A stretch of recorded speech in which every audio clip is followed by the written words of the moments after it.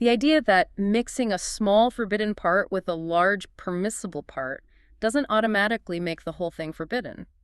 اختلاط جزء محرم لا يجعل مجموعة محرما. Say that again? اختلاط جزء محرم لا يجعل مجموعة محرما. Basically, a small mix of the forbidden doesn't necessarily spoil the whole pot, especially when the vast majority is permissible.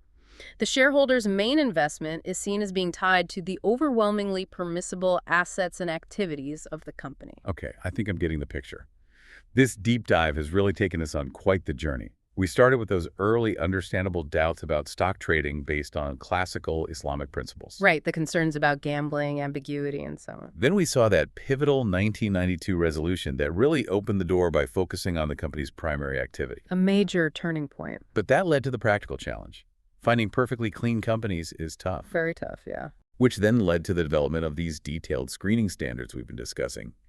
Checking the core business, ensuring the majority of assets and debts are permissible, the majority of income is permissible, with those different percentage thresholds. And applying different calculation methods for those ratios. Right.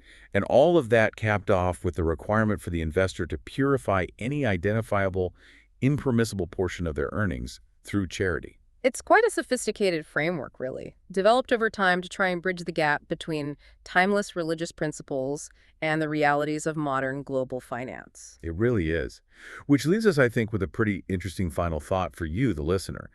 We've seen clearly that different, very reputable Islamic scholarly bodies and standard-setting organizations have looked at the same issues and arrived at slightly different conclusions.